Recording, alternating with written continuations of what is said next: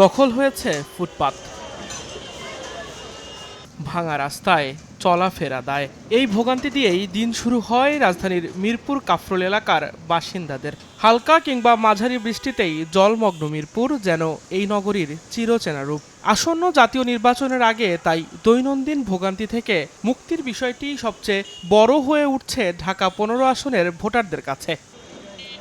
ঢাকা উত্তর সিটি কর্পোরেশনের ৪, ১৩, ১৪ ও ১৬ নম্বর ওয়ার্ড নিয়ে গঠিত এই সংসদীয় আসন। নির্বাচন কমিশনের হালনাগাদ তথ্য অনুযায়ী ঢাকা ১৫ আসনে মোট ভোটার ৩,৫৩,৩২৪ জন। এর মধ্যে পুরুষ ভোটার ১,৮১,২৮৪ জন এবং নারী ভোটার ১,৭২,০৪০ জন। ভোটারদের প্রশ্ন, এবারও কি প্রচারণার আড়ালেই চাপা পড়বে এই এলাকার দীর্ঘদিনের নাগরিক দুর্ভোগ? রেইনবো অলরাউন্ডার এক্সটেরিয়র পেইন্ট বাড়ির বাহিরের দেয়ালের সুরক্ষা নিয়ে থাকুন নিশ্চিন্ত। সাথে পাচ্ছেন ১০ বছরের ওয়ারেন্টি। বৃষ্টি হলেই আড়ু সমান পানি হয় মিরপুরে। গভীর রাতে এখানে মাদক, সন্ত্রাস এগুলোর আনাগোনা খুব বেশি। ফুটপাত আমরা ইউজ করতে পারি না। গ্যাস তো থাকেই না শীতের সিজনে। জনপ্রতিনিধি বদলেছে প্রতিশ্রুতিও, তবে কাঙ্ক্ষিত নাগরিক সেবা এখনও অধরাই, এমন অভিযোগ স্থানীয়দের।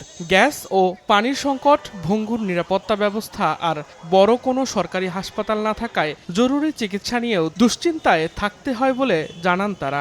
হসপিটাল এখানে নাই, প্রতিটি মানুষ তার চিকিৎসার জন্য বিভিন্ন দূর দূরান্ত থেকে ছুটে যেতে হয়। আমরা এরকম জনপ্রতিনিধি চাই যারা দুঃখে সুখে এবং মানুষের যেই অধিকার এগুলো প্রতিষ্ঠার জন্য কাজ করবে, যাদের কাছে গিয়ে আমরা আমাদের যে প্রবলেমগুলো, ইস্যুগুলো আমরা তুলে ধরতে পারি। যেই আসুক আমাদের প্রতিবন্ধকতা সৃষ্টি দূর করতে হবে এবং হিংসাত্ম মনোভাব দূর করতে হবে। জনগণ কি চায় সেটা আপনি আগে বোঝার চেষ্টা করেন।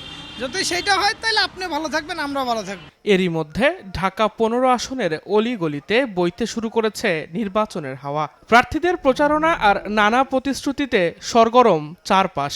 এই আসনে প্রতিদ্বন্দ্বিতা করছেন বিএনপি, জামাত ও এনসিপি মনোনীত প্রার্থীদের পাশাপাশি একাধিক স্বতন্ত্র প্রার্থীও। ঢাকা ১৫ আসনে জামায়াতের প্রার্থী হিসেবে লড়ছেন দলটির আমির ডাক্তার শফিকুর রহমান। দলীয় কার্যক্রমের পাশাপাশি নির্বাচনী এলাকায় গণসংযোগ চালাচ্ছেন তিনি। জামায়াত আমিরের নির্বাচন পরিচালনা কমিটির প্রতিনিধি জানান, জনগণের চাওয়া পাওয়াকে গুরুত্ব দিয়ে জনবান্ধব ইস্তেহার বাস্তবায়নে কাজ করবেন ডাক্তার শফিকুর রহমান।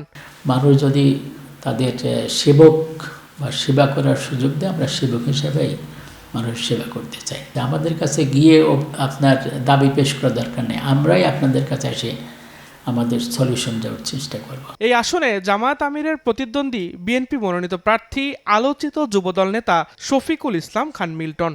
নানা কর্মসূচির মাধ্যমে ভোটারদের কাছে যাচ্ছেন তিনি। যাকে আমরা আমাদের সমস্যার কথাটা গিয়ে কাছাকাছি বলতে পারবো, সেই মানুষটাকে ঢাকা ১৫ আসন মানুষ বেছে নেবে। একটা নির্বাচনে প্রতিদ্বন্দ্বিতা করতে গেলে কাউকে খাটো করে দেখার কিছু নেই। আমি আমার চেষ্টা করব, উনিও আমার চেষ্টা করবে। ভোট দিবে জনগণ যে রায় দেবে সবাইকে মেনে নিতে হবে। তবে আশাবাদী ইনশাআল্লাহ ঢাকা ১৫ আসনে ধানের শীষ বিপুল ভোটে জয়যুক্ত হবে। পিছিয়ে নেই জাতীয় নাগরিক পার্টিও। ঢাকা ১৫ আসনে এনসিপির মনোনীত প্রার্থী হিসেবে লড়ছেন মেজর অবসরপ্রাপ্ত আলমগীর ফেরদৌস।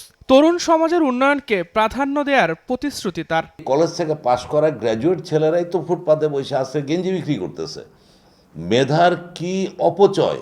যদি এইখানে যত লোকজন আছে সবাইকে যদি আপনি এমপ্লয়মেন্ট প্রোভাইড করতে পারেন, তাহলে তো আপনার ফুটপাত দখল কেন? আপনার ফুটপাতে একটা ছেলে পাবেন না হাঁটতেছে।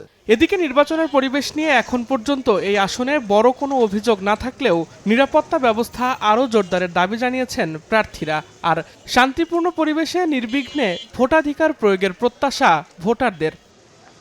দিন মোহাম্মদ সাব্বির, সময় সংবাদ, ঢাকা।